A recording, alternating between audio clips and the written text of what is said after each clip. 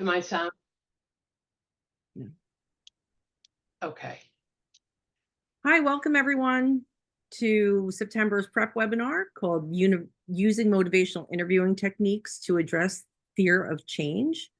And we're joined today by our presenter, Dr. Ann Sullivan-Soydan. I'm Jen Sperduto with my colleague Dawn Reinhardt-Wood, and we're from the Department of Psychiatric Rehabilitation and Counseling Professions at Rutgers in the Institute for Inpatient Psychiatric Rehabilitation. So this presentation is sponsored by the New Jersey Departments of Health and Human Services and through the Rutgers Institute for Inpatient Psychiatric Rehabilitation. So welcome. Quick reminder that this training is an interactive training. We encourage questions and participation through the chat box or the Q&A. If you want to let everyone see your questions or answers, please switch in your chat box to where it says everyone instead of just hosts and panelists. Otherwise, just the three of us see it. A recording of this webinar will be available on our website tomorrow. Dawn will drop a link to our website in the chat box. And at the end of the presentation, we'll be providing a link to a training evaluation where you'll be able to access the handouts from today, any training materials that are used today. And there's also a form that we're going to be using today in the presentation that you can download for yourself. Dawn's also going to drop that in the chat if you want to look at it now as we're going through the presentation. But anything in that handout will be also in the slides. But if you want it for later, you can access it later on. Quick disclaimer, the Psych Rehab Educational Program, or PrEP, is an online forum for a variety of topics that are relevant to state psychiatric hospital staff or anyone else who works in an inpatient setting. And while Rutgers and DBHS and DMHAS are co-sponsors of the program, the PrEP webinars are peer presented, and as such, the content is independently developed by the presenter each month. So the views and opinions expressed in this program are those of the speakers and don't necessarily reflect the views or positions of any entities they represent. As I mentioned, we are recording. I can't. Okay, so just be mindful of that. That way that there will be a recording available for archive or to look back on later. And so I'm going to turn it over to Ann now to let her introduce herself. We're thrilled to have Dr. Sullivan-Soydan with us today. So I'm going to turn it over to you, Dr. Sullivan-Soydan. Thank you so much. Great. Thanks for the welcome. I love seeing the chat. I can see there's already a lot of activity there. I don't know what our numbers are. Do we know who we have total in there yet? Or we have 54. Oh, okay, great. So I'm gonna, and I can see some people are grabbing the handout. So I'm Ann Sullivan-Soydan. I just this June retired, but I'm not retired from work. I'm retired from Boston University, where I worked for almost 37 years. So what I did when I first got out of school was I had to find a job back in the 80s. So I worked for a private psych hospital for 5 years. And I saw what their definition of rehab was, which was, oh, let's send people to the greenhouse or help clean up the coffee shop. And I'm like, I think there's got to be more. So I went on to get my master's and then my doctoral degree at Boston University, because they were doing this cool thing called psychiatric rehab, and they were really believing in recovery. So I worked in this program, and back in the 80s, as some of you may know and or may have heard, people could stay in the hospital for months and even years. So we had people coming out of the hospital after years, and we started this vocational education program helping people get back to work. And then people realized, I got to go back to school. So we started some supported employment and some supported education programs. And I spent a lot of my time helping folks figure out what they needed to go back to school. And from there, I decided that I was going to teach full time. I had my son, and along the way, I thought I might get out of clinical practice teaching, but I'm telling you, it was all undergraduates and it was all classes like psychopathology, and we used to call it abnormal, helping skills, human development, a lot of psych rehab skills, lots of clinical skills. Believe me, I did not get rusty with my clinical skills. I feel like I just sort of switched over. So I spent most of my time, recent years, teaching, but have a lot of time spent inpatient hospital work and doing a lot of work with folks one-on-one, and a lot of supervision. So that's sort of my background. And when I teach this stuff, I like to use lots of examples. And I like to keep it real, keep it practical, because I don't know about you, but I've sat in enough theory classes to last me a lifetime. And, I like takeaways. Speaking of takeaways, you may look at the size of the slideshow. I know you have the little handout with the little slides on it, over 50. Are we going to go and talk in detail about 50 slides? We are so not going to do that. That would be a snore. 3 o'clock in the afternoon is a challenge at best. I hope some of you have some water or coffee or something with caffeine, or maybe if you're Tom, you have your running shoes on and maybe you'll run after this. But we have to keep this interactive, and that's the most fun way to do it. So we're just going to jump in, because what I'm talking about today, as you may see, oh, and you also have a handout that's about 18 pages. Why did I give you a handout of 18 pages? Again, we're not going to go over every page. And thanks, Don, you dropped the handout. But I believe in abundance. I believe in resources. So what I've given you is, I may refer to something, and I know we have a broad spectrum of folks here. Like, we may have some people that are just starting, people that have been in the field for a while. We may talk about something, and you may be like, I want to hear more about that. So the handout will either have it or show you where to get it. And some of what I'm going to talk about is a review. So that's the number of slides. I'm not going to stop apologizing for the number of slides. We're going to jump right in and get going. So I'm not going to be the Vanna here. You are. Who's doing it? Is that you, Jen? That's doing the Vanna of the slides? Yes, that's me. Okay, good. You're a good Vanna. Okay. Learning objectives. So what we're basically going to do, by the end of this workshop, this webinar, you'll be able to describe the principles of motivational interviewing.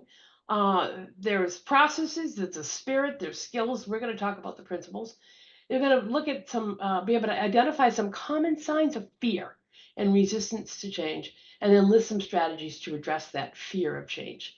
So we're going to get, as I said, very common. It's very nice to talk about change. It's very nice to talk about goals, but you and I both know that as soon as we start talking about change to a person, all of us are like, can I just stay here a little bit longer? And so we're going to look at what helps people move, and we're going to get curious about some of that resistance. So let's move to the next slide, please. Jen, thanks. So I like to start with this. Instead of an introduction, I start with this. In order to change, we must be sick and tired of being sick and tired. And that sometimes can refer to health reasons, but something has to be off balance, and we want to sort of find that balance in order for us to change. For the folks that we work with, sometimes that change is coming from the outside. And maybe for you, it's like, you have to help this person reach their goal. And that person might not yet be sick and tired, but you're still supposed to help move them. So we'll talk about that too. But what we need to do think about with the change is, how can we make the right person feel sort of, ready to change? Okay, next. Okay, so this is a 10-minute YouTube, and I think we might be optimized for sound with this. It's this fellow who talks about change. He is someone who had a drug addiction. So if we could just jump right in, and then we'll use some of the examples from this video. Just listen to his experience, his process, because we're going to pull on this after when we talk about change and fear of change. Okay. And let me know, like, immediately if you can't hear this. Okay.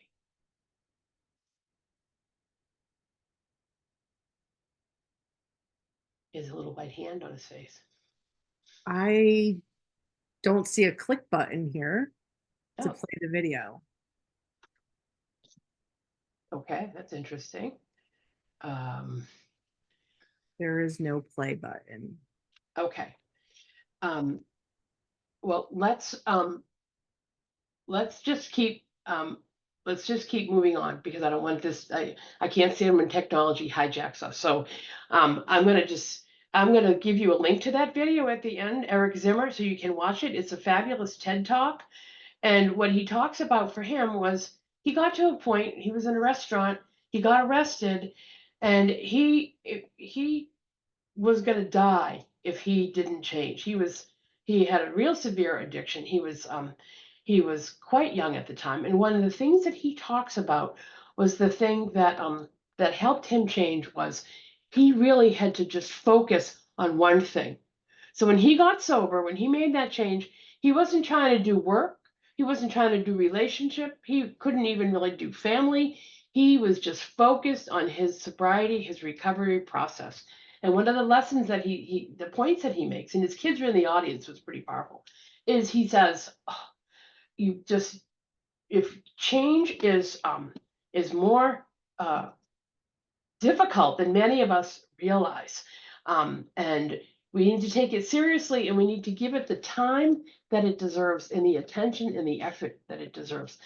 Some of my best quotes I get off tea bags, and there was, or fortune cookies, and I'm not sure which one this one was, but it said, too many times we treat habits, changing a behavior, changing a habit, like it's this little troublesome kitten that we just have to put out outside the door. And instead, we have to treat it like the Bengal tiger that it is and lead it carefully, step by step, down the back stairs and out the door. It takes small steps, it takes an enormous amount of courage, and it takes vigilance, and it takes care like that. And if you read anything on change these days, and especially with goals, you know, goals are sort of, I know we have goals, I know it's the backbone of recovery and rehab, but habit seems to be the new language and the new thing that seems to help people. Chunking off little observable behaviors and doing habits one piece at a time. On your list, I gave you a great resource, Atomic Habits by James Clear. He does a weekly podcast, he does weekly emails, and he says atomic, tiny, start small and make these changes very small. Oftentimes we want to get in shape, and so, oh, I'm going to start running 10 miles a day. It's a too big a chunk. We start small, and he actually has an app which I've been using, and I had my students use it. They love it, and it's called Atoms. And you can download the app for Android or for Apple on your phone. And what it does is help you track changing habits in these small sort of ways. So try my best to sort of paraphrase the video. Obviously, it's much more compelling to watch this fellow who's recovered, but the points that I wanted to take from it are that we need to respect this process of change. And one last story here. I have time because, we're not going to spend the 10 minutes watching the video. What do you see here? Caterpillar. And it's about to become a butterfly, and it's coming out of its cocoon. You can see that it's just about done. And there is this other story. I heard this story first. I think it was an Andromeda syndrome. It was one of these stories where this person found he found a cocoon that wasn't nearly as far along as this, and the cocoon was all wrapped up, but there was movement inside. You could see that the butterfly was trying to come out. So this person's like, "Wow, what a miracle! I've got this cocoon. I can watch this butterfly be born, right in front of my eyes, my own eyes." So this person looked at it, and they noticed that they blew warm air on it. Their warm breath simulated the warm air of spring, and it hastened the process. And the butterfly metamorphosis happened even more quickly, and within the hour, he had the butterfly out of the cocoon. Well, spoiler alert, this story has a sad ending. The butterfly then crumpled up and died in his hands. Now, why did that happen? And one of the reasons why that happened is because the actual struggle of the butterfly, kicking and moving and trying to cast away all that webbing in that cocoon, builds strength, tiny little steps. And the wings get stronger, and the legs get stronger, and the face gets stronger as it pushes out. So by the time it comes out of the cocoon, it has the capacity and the strength to fly. So I like that metaphor too, because to me, that that process, that process of birthing actually builds the strength. When we think about it with changing, if we change everything too quickly, we just don't have those habits established, and we literally don't have the physical, emotional, mental muscles in place to keep that change going. So I have a lot of respect for the process of change. And so when we talk about, okay, next slide, I keep waiting to change it myself and I know I can't. Oh, Dawn, thank you so much. She put the TED Talk in there. Yeah. Don't watch it while I'm talking, please. Do something. I know you can do other things. So I want you to do right now a quick little reflection. We're going to put this in the chat if you want, or I can just put a number in the chat. But I want you to take some time, take a few moments to think about the most difficult change that you had to make in your life. It could be anything. It could be leaving a house, changing living. It could be leaving a relationship. It could be anything. And I want you to think about how much time did it take you to move from considering that change.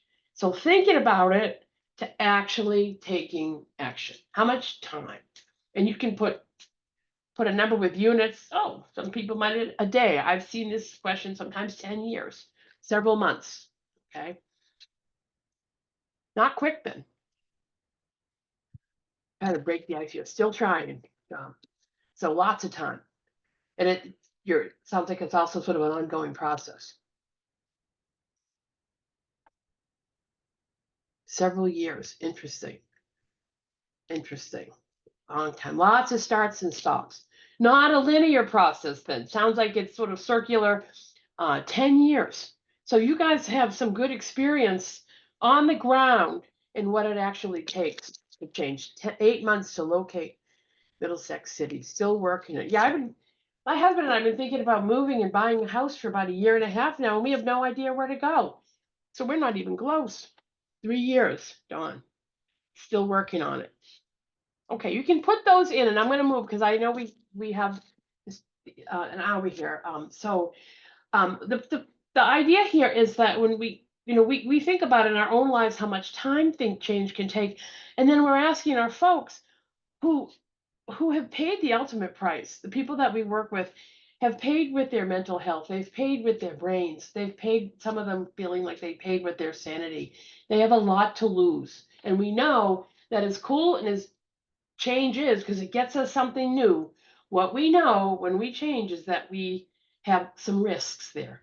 And we're definitely going to lose something when we make a change. We're going to get something, but we are going to lose something, and we're going to lose the familiarity and the comfort that maybe we have. Even if it's uncomfortable, it's still familiar. Okay, still try. Okay, next slide. Okay. So what we're going to talk about today is some of the motivational interviewing techniques that that can help people move through change. And why I love this topic is because change and motivation, that's not a clinical activity. That's not something that we do with folks because they're the only ones that have to go through this. All of us have to struggle and need motivation. All of us have to figure out how to get through change and spend years sometimes doing it.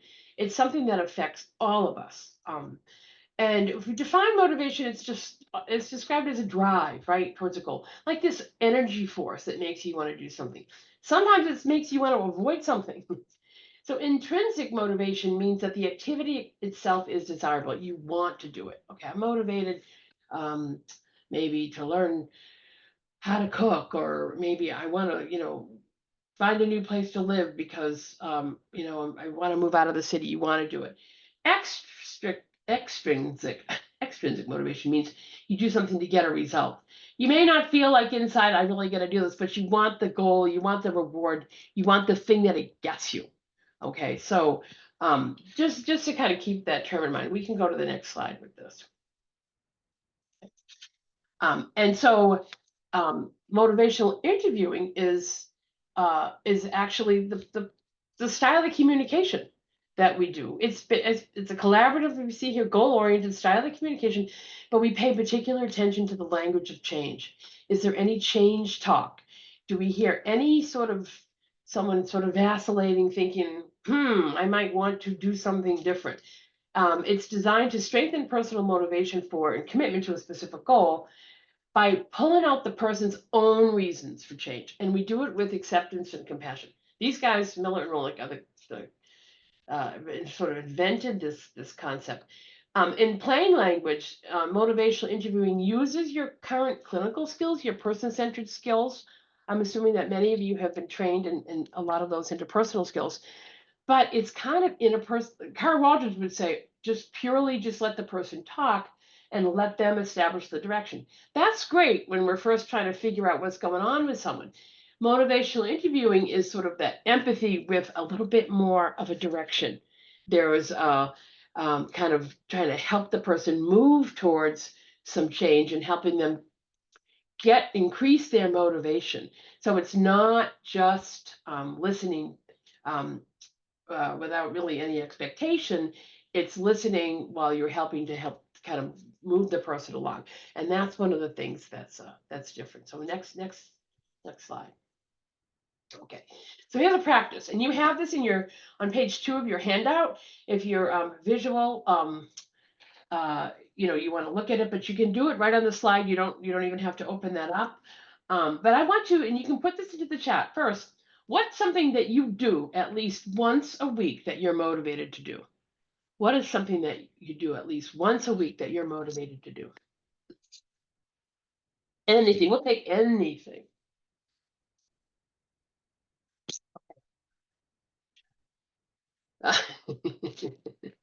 Great.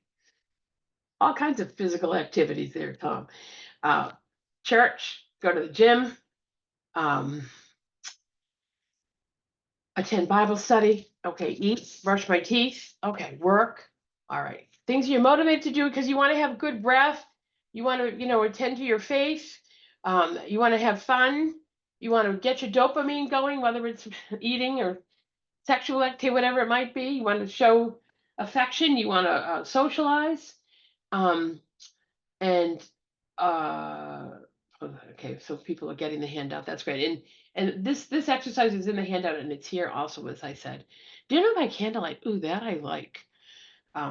You're motivated to do that, and it's something. So that sounds like it's intrinsic. It might be intrinsic and extrinsic sometimes, but you're motivated to do it, and it's something that you like to do. So you're not a problem. Let's look at the next one. Oh, listen to the music. That's from Audrey. I like that. What's something you need to do every week that you're not motivated to do, but you still need to do it? Sometimes we have the same answers. Maybe some people will say sex in here. I'm kidding. Come to work, Amanda. I like the honesty. We might have cooked dinner in here too, right? Every night, laundry, dishes, etc. Oh, yeah, that list, Ellie. Exercise, okay. You need to do it. You're not motivated, maybe, but you want the benefits, or your doctor wants the benefits. Cut the lawn. Oh, Renee, that's a good one because you're never done with that one, right? Never over. Never over. Okay. And then let's look at the third one. What's something you need to do that you're motivated to avoid? So this is something that you're motivated to avoid it. You need to do every week that you might. I know what this is. For me, I sort the bills and try to pay them because I want to avoid any fights about them. Spend money. My boss. Okay, these are great. Food shopping. You're motivated to avoid it. Okay. Taking to a specific family member, talking to avoid fights. Eating sugar. You're motivated to avoid it. And it's because the more you avoid it, sometimes the more benefits that you can experience from it. Making phone calls, driving in traffic is a big one. You're motivated to avoid it. So we think about motivation, and then let's look at the last one. What contributes to whether you're motivated to do the things you listed above? What contributes to whether you're motivated? Reward, definitely. My mood. Oh, these are good. Yeah.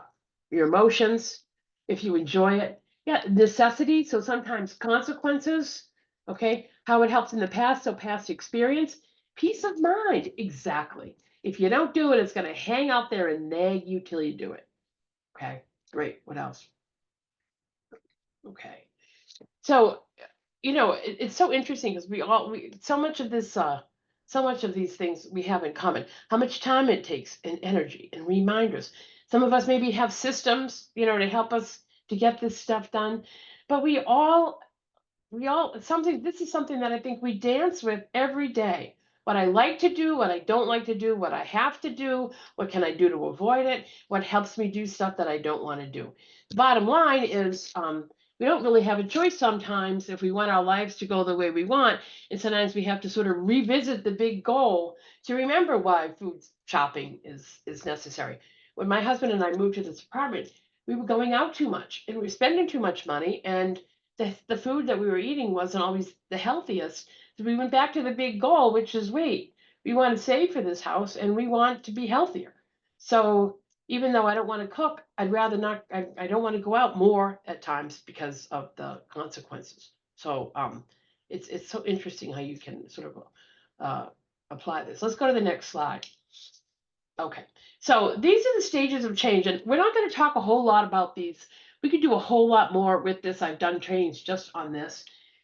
But the stages of change, as we know them, these are the things that James Prochaska and his colleague, I forget his first name, DiClemente, they were working on smoking cessation. And they realized that, people just can't quit smoking, can't make a change in one step, that there's stages to changing, and that these pre-contemplation is sort of ignorance is bliss. If you think about with someone who's smoking, I like my cigarettes, and they might say, I don't want to quit. And then they might have some health concerns, or they might see a TV show with that guy with the he has his talk through a microphone on his neck because of smoking. And so they may go from pre-contemplation to contemplation. And contemplation is you're not ready to change yet, but you are maybe thinking about it. You're no longer sort of just thinking smoking is grand and there's no consequences. It can take a long time for someone to move from contemplation to then preparation. Usually the preparation is something spurs someone on and they're getting more ready to change. They still haven't taken action yet. And even when they take action, there's a lot of work to maintain the change. And I love this about this model is we build in relapse, because oftentimes people need to, they go back to the old behavior and have to change again. But the next time you go back to it, you're not the same person you were, and you can never go back to pre-contemplation. You go back to contemplation. But interestingly enough, contemplation can look a lot like the same old behavior. The person might still be smoking, but it's sort of like the ground in the spring. Maybe the flowers haven't come up yet, but there's a lot of activity happening beneath the ground in contemplation. And then someone may really be thinking about change. And they haven't bought the sneakers yet, or if they're thinking about walking. They haven't looked at apartments yet, but they're thinking about it. And they're really kind of priming the pump, getting ready. It's sort of like fertilizing the field. And when we do motivational interviewing techniques, what we're really trying to do is work to help someone go from contemplation to preparation, and from preparation to action. That's where we are. So when someone's making a change, sometimes we have to bring them from pre-contemplation, but most of the time we have to bring someone who's really kind of sort of stalling the end. They've got the engine going, but they're not moving the car. And we have to get them to sort of get the courage to maybe at least put the car in gear and maybe try out the parking lot a little bit. They haven't made the big change in action, but that's kind of this where we can have the most impact and where this stuff is the most relevant. Okay. Any questions as we go through here? Because we're going to have more time to engage. Okay, you can put them in. Boxes lined up in a linear pattern. I hate linear, Swati. No. And actually, I have them that way because sometimes people move back and forth. Someone could be in preparation, go back to contemplation. Maybe they want to do exercise. Maybe they pick running and they realize they really can't stand it. So maybe they go back to preparation and they decide they may want to try swimming. So I feel like having the boxes like this makes them look a little less linear and more sort of back and forth as real behavior occurs. But good question. Okay, let's go next. Okay, so there's 4 areas of focus for motivational interviewing. There's the spirit, there's the process, there's the skills, and there's the principle. Once again, you have in your handout You have the stages of change and defined, and then I've given you some characteristics and techniques to help someone move. And then you have this summary as well. So let's move to the next slide. Let's talk first about the spirit. And we're not going to spend a lot of time here. I'm assuming that most people had motivational interviewing of some sort, training in that. Some of it, okay. Chat, I need to see.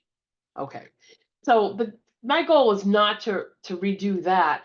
I just want to show you how you can apply some of those skills. But just in case some of you haven't had it, again, the handouts describe and give examples of all of these things. So as we said, the spirit of motivational interviewing. So MI here means motivational interviewing, doesn't mean mental illness. Okay, motivational interviewing.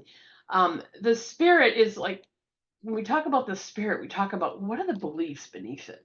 So motivational interviewing, you don't do it to somebody, you do it with them, much like the work that we do interpersonally, we do it with them. It's a partnership. And we do believe in this evoking, but people have within themselves the resources and skills needed for change. We kind of have to help evoke those, wake those up. Sometimes people need to recognize that for themselves. They don't realize they have some of the resources and skills. And so we might spend some of our time reminding them of times that they've changed in the past where this has helped. And lots of acceptance and compassion.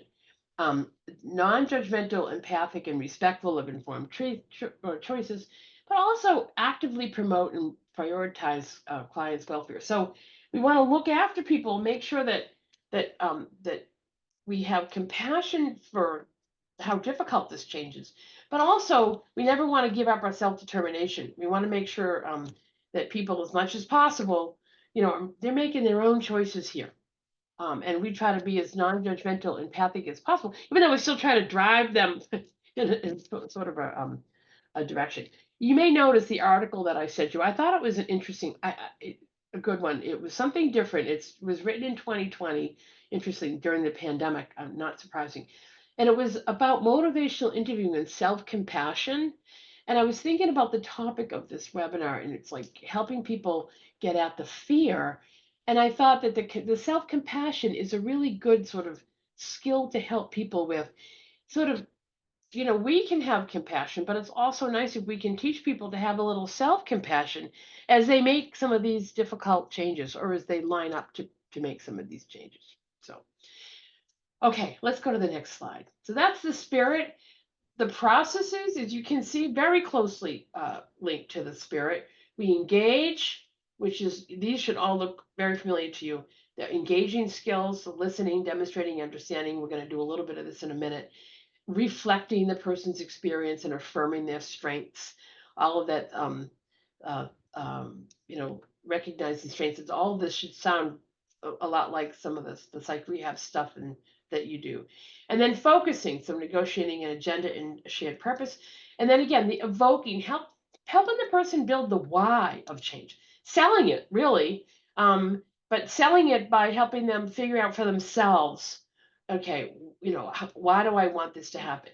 Normalizing the ambivalence. Of course you're torn. Of course you're conflicted when there's a change. Normalizing that. And then helping them with the planning, the how of change, to consolidate commitment to change and develop a plan. So these are the processes. All of these are linked, and in your handout, you've got a chart that puts them all together. Let's go to the next one. Yeah. And these are the skills. So this is getting, down right on into the nitty gritty here of the actual skills. We need to be able to ask open-ended questions, lots of affirming. Yes, this is difficult. Reflective listening and summarizing. Those are the skills that help people move. And let's go to the fourth one, because here's where we're going to spend some of our time. Next slide. So how do we actually help someone change? And these are the principles. Okay, so these are some of the things that we actually do. And this is what we're going to kind of focus on, because this is where some of the fear comes in. So let's go to the next slide. Okay. All right. So originally there were 5 principles of motivational interviewing. Expressing empathy, And so you can sort of, can you see the overlap between the spirit and the skills and the processes and the principles? But it's expressing empathy is the first. And then we like to develop a discrepancy. And then we had in the original avoiding argumentation and rolling with resistance, and then supporting self-efficacy. Now, the rolling with resistance is cool, taken together with the avoiding argumentation, because for the first time, we're not talking about confronting. We're talking about sort of joining with the person, sort of being like the guide on the side. So we bring up and acknowledge the ambivalence, but we're not confronting. We're joining with the person and we're kind of staying with them. So this has changed. So let's go to the next slide. What we did was we took out, and then the next slide took out these two. And next slide, there we go, right out. And now we've got managing discord. So managing discord incorporates this sort of avoiding argumentation and also this kind of rolling with the person, but helping to manage any sort of discordant feelings and thoughts without getting into a fight or, pushing back on the person. So these are the 4 principles that we're going to talk about. Let's go to the next slide. Let's get into some empathy. So the first one of principle is expressing empathy and principles. Okay. And that's reflecting feelings and demonstrating understanding. We're an ally to the participant, and we use this acceptance. So again, you can sort of see the process in here as well. We want to create a safe atmosphere to explore alternatives, and we want to expect ambivalence. So empathy is all about, connecting with the person and really joining with them and letting them know, you don't have to do this on your own. So let's go to the next slide and see an example of this. Okay, I'm so tired. So here's a person talking to a counselor. I'm so tired that I cannot even sleep. So I drink some wine. Okay, let's see what he does with this. You drink wine to help you sleep. Okay, he's just paraphrasing right there, not agreeing, not disagreeing, not confronting. And then let's see what she says. When I wake up, I'm too late for work already. Yesterday, my boss fired me. How many people are thinking, uh-oh, in their heads when they see this? How many people's a red flag going off? She's drinking wine to help her sleep, and then all of a sudden, what? She's out of a job. Is this looking like it might be a more serious thing than drinking to help you sleep? You can say it in the chat. Yeah, could be. Yeah, I don't know. And so let's see what he says. So you're concerned about not having a job. Now, this is he instead of reacting, saying, "Oh my God, you what? You lost your," he just stays with her, and he's already got more information just listening than he would have by really sort of asking a lot of questions. So let's move to the next slide. But I do not have a drinking problem. Okay, so we can see here, she's not thinking she needs to change yet, but she's acknowledging that she's got an issue here because she's out of a job. So next slide. Okay, so let's do an engaging exercise together. You can do this. You have this in your handout. We can also use the chat. So I've got some tips on effective engagement, and now I'm on to page 10 with the practice. So Camille is a 42-year-old man who's been receiving mental health services for over 20 years. He's been diagnosed with schizophrenia and he has a history of alcohol and drug use. Although he has a history of multiple psych hospitalizations, he's managed to stay out of the hospital for 14 months. He's now living in a supported apartment. Most of the time, people working with Camille find him pleasant and enjoy his subtle and quiet sense of humor. He attends a psychosocial clubhouse where he's usually supportive of the other people who attend, but however, when he's been using drugs, he becomes short-tempered and argumentative. You're now working with Camilo, but you don't know him that well. You've oriented him to the process of choosing a living environment, and now you've asked him to talk about his satisfaction with his current living situation. He says, "It's okay. It beats the hospital at any rate. I hate sharing a room, though. I'd love a little privacy." Okay, so what's something you can say? You can just put it in the chat to reflect what Camilo was saying. This is engaging. What can you say just to reflect that?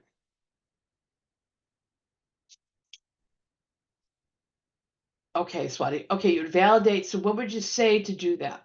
How would you validate his expectation? I can relate to wanting privacy. You'd like some more privacy. Good, Emily. Just state it like that. It's hard to share a room with somebody, right? Go back to college years, right? People have that experience. Okay, these are good. Just you can just do a basic kind of paraphrase like that. Anyone else want to try something before we? I love privacy too. Okay, so just acknowledging. What's one open-ended question you could ask Camille to clarify his situation? One open-ended question, not a yes or no question, but a question that's sort of invites more information. Anyone have an example?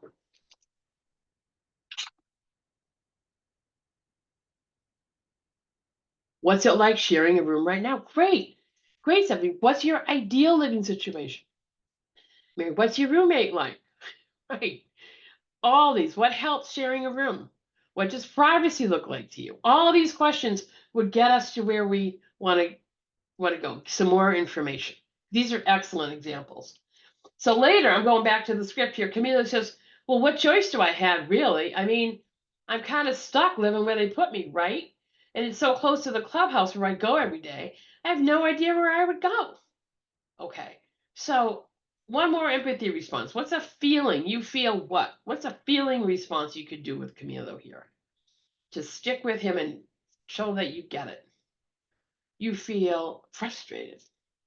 I don't usually let my students use that word, Tom. I like to get them underneath frustrated. Stuck, but it's a good word to start with. You feel stuck, okay? Feel like you don't have options for where you live. I love, these are great. You could even put them together. You feel stuck because you don't feel like you have options for where to live. Going nowhere, conflicted. If I were in that situation, I might feel hopeless. You could even try it. You feel hopeless, so you sort of almost keep yourself out of it and focus on him. You feel like you don't have control. Words with change and with someone in a situation where they need to change that work well can be trapped, stuck. I love that. The rock in the hard place, conflicted. Did I say trapped already? Any of those can help. So let's take a look at what's going on here with, give me the next slide. Okay. So during your conversations with Camille, you begin to sense that he's unmotivated. You're convinced about his lack of motivation when he insists, I don't really have any activities of interest, if that's what you're asking.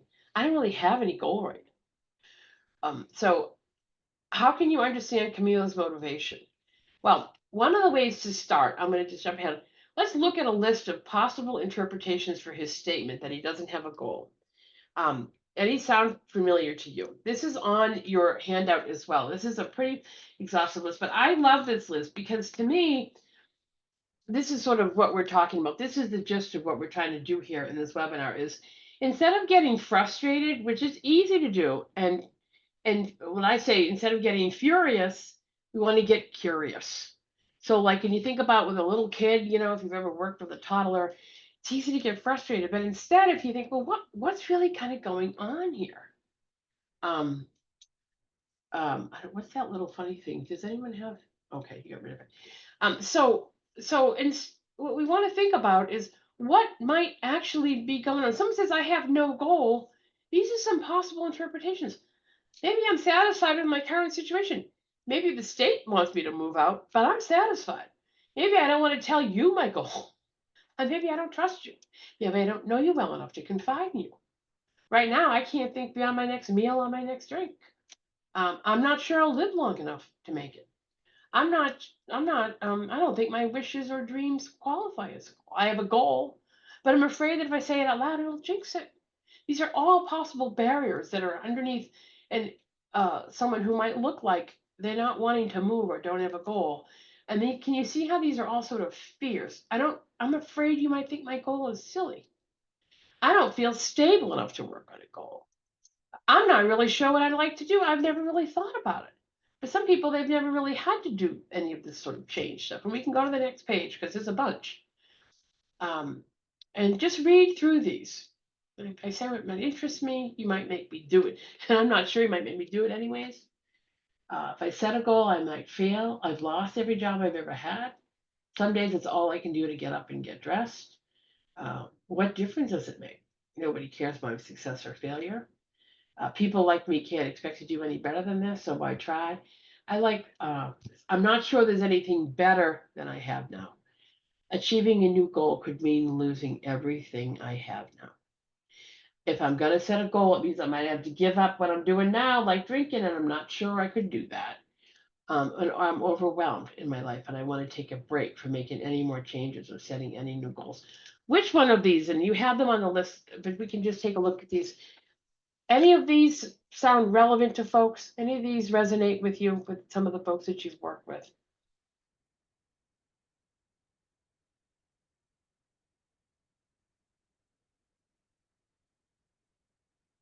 Anyone have an example, or even just pick one out? Yes, okay. Fear of setting a goal and not being able to make it. You might make me do it, and especially about the trust. I appreciate the participation. It really makes such a nice difference. So all of these are real barriers, and all of these aren't things that people will say out loud often. They're not things that's right, and the lack of trust. But they're things that if we have this list in front of us, it's going to help us hypothesize about what might be going on. And we could use some of these in some of our engaging in some of our our interactions with folks. It's like, well, I'm not sure, but if it were me, when I set a goal, I'm afraid I might fail. And maybe you're afraid it doesn't make any difference. Maybe it's hard to trust people. Maybe you're afraid there's nothing better than what you have right now. Wait till I get out of the hospital to think about my recovery. Yeah, as if it's something that you can just sort of put on hold and not realizing that engaging in the process will actually help them maybe get out and stay out. Okay, so let's go to the next slide.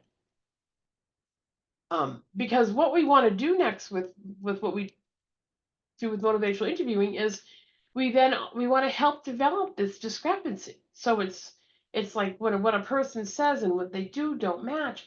We want to sort of almost evoke some of this ambivalence and say, okay, so you want to wait until you get out of the hospital to think about your recovery, but your recovery is something that there's pieces of it we could do right now. And then maybe look at some of those fears, those 2 pages of fears that we just looked at, and begin to talk about some change. And you almost sort of want to get this ambivalence to come out.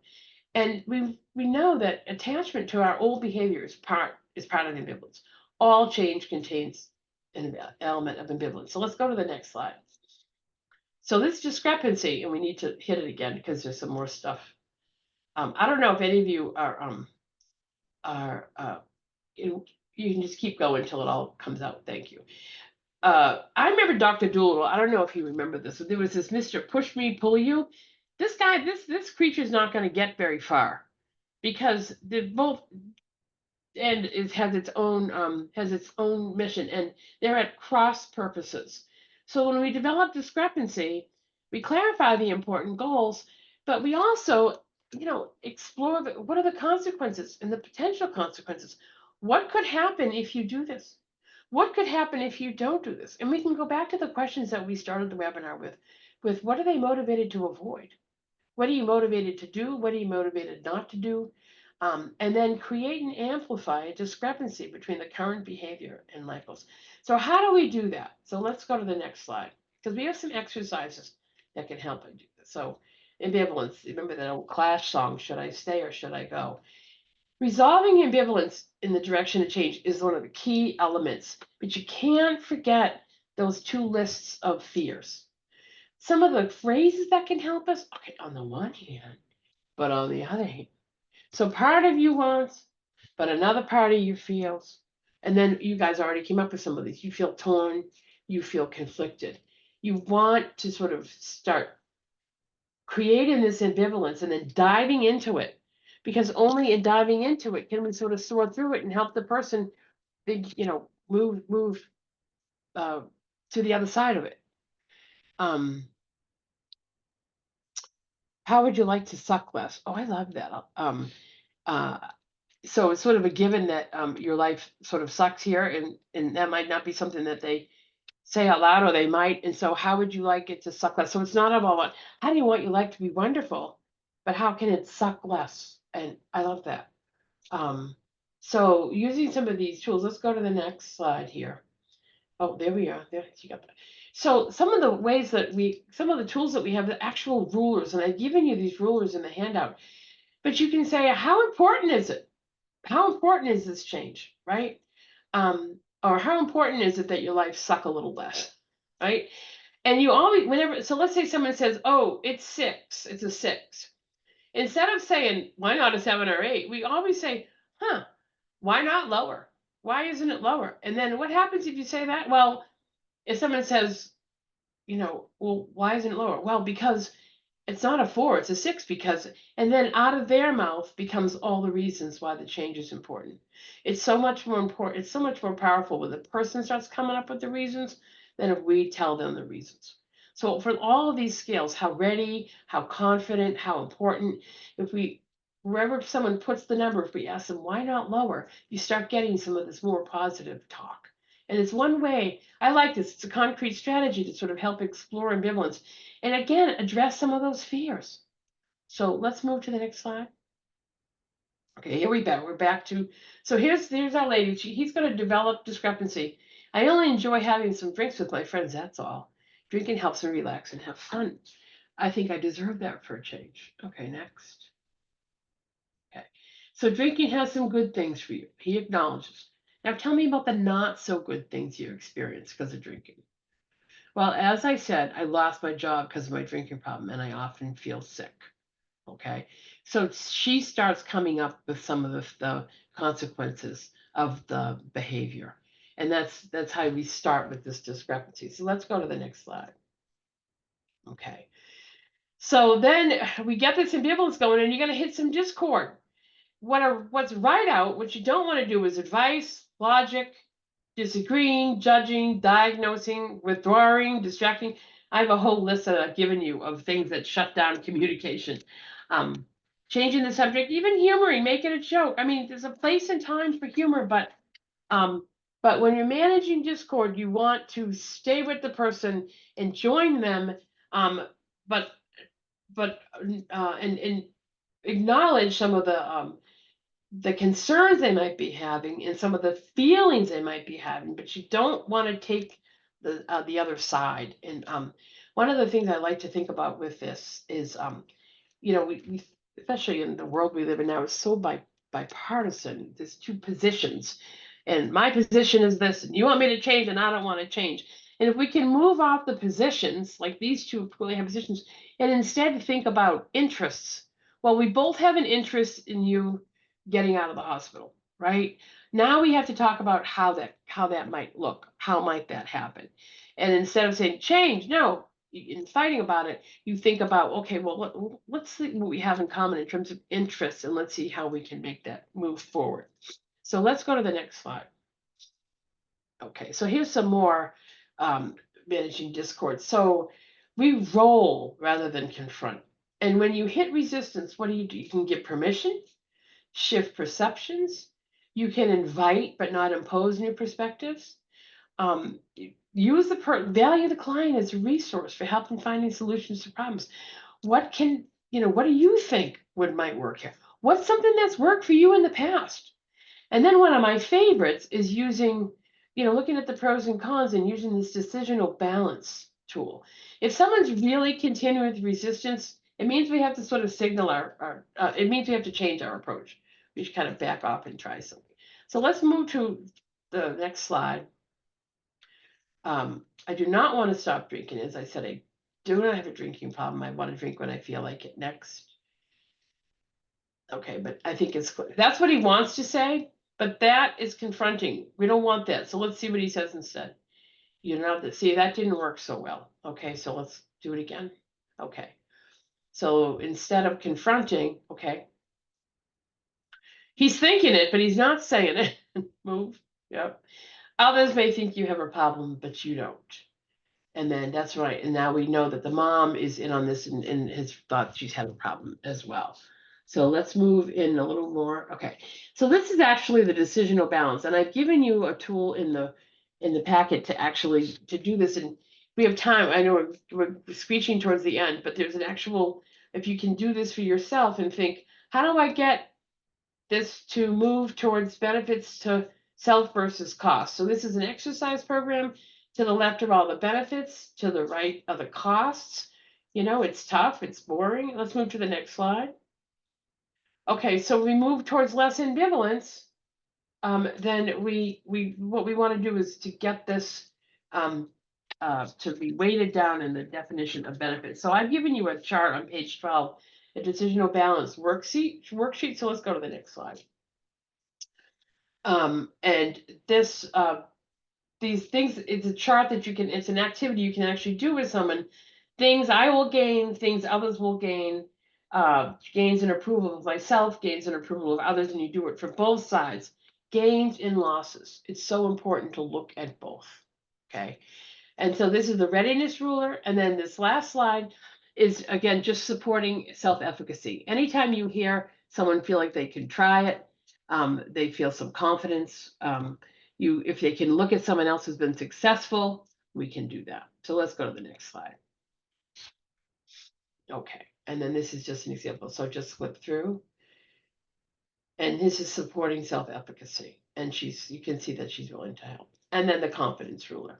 All three, you have all three. These can all sort of help with this. Again, why not lower? Okay. And then this practice, we don't have time for it, but you can just, this is what you have in your chart. And this is a way to sort of help look at the whole picture and get that discrepancy. And then next slide. Okay, and this is just a summary of what we sort of talked about. You can see how these all sort of fit together. And then next slide. Final thoughts. Okay, it's client-centered, it's non-judgmental. We focus on the stage the person is at. And clients don't make decisions towards change at every visit. It's not a fail for you or them if they're stalled a little bit. And then next slide. Okay, and then you've got some how to help and support. And these are some concrete strategies, and you've got the definitions of these. Next slide. And your handout. So what can we actually do? Okay, these are some things that you can actually do to sort of help and support the change as the person moves along. From addressing barriers to change, what do you think it would take for you to change? And again, never forgetting that list of fears that we talked about. And then finally, yogurt. It's like making yogurt. Sometimes we have to hold the hope. You know, you can't make yogurt if you don't have some live culture. Sort of like if some of you bake with sourdough. We sometimes have to hold that hope and sort of hold that belief that someone can change and help them realize that, yes, it's scary. And yes, there's lots of conflict, but there's also a way through to the other side. And they're not alone while they do it. Okay, next. Okay, and then you have lists of resources and references in your handout. So I've given you a lot of information. I hope that this is something you can use. You can also email me if you have questions after the fact. I appreciate you. We've been through a lot of material, and you've got some also good resources if you want to follow up on that. So didn't really have a lot of time for questions. We have 1 minute for questions, but thank you. So if there's anything else you want to do, I also I can come back and drill down in some of this if we're interesting. I just sort of wanted to give you an overview today, but hang on to that list of fears, because I found that to be extremely valuable when frustrated and feeling like, I can't get this person to move. So thank you. Great. And thank you so much. This was so helpful. You guys, Dawn put the link to the training evaluation in the chat box. You'll get the training evaluation where you can give us some feedback. And on that, if you are interested in more of this and would like Dr. Sullivan-Soydan to come back in a couple months and do another version of this, or in addition to, just, drop a comment in the training evaluation and let us know. Also, you can download the handouts, the slides, the article that Dr. Sullivan-Soydan mentioned, as well as a certificate of attendance for being here today. So with that said, Dawn posted it again. I want to thank everybody for joining us today. If you can't fill out the training evaluation right now, We will send a follow-up email in the morning with all of that information, as well as a link to the recording if you want to watch this again and go over some stuff. And that's it. So we Right. will see you all next month. And thank you, Dr. Sullivan-Soydan, so much for Yeah. being with us today and presenting this really great information. Thanks for doing the slides. They were great. Thank you. All right. Goodbye, everybody.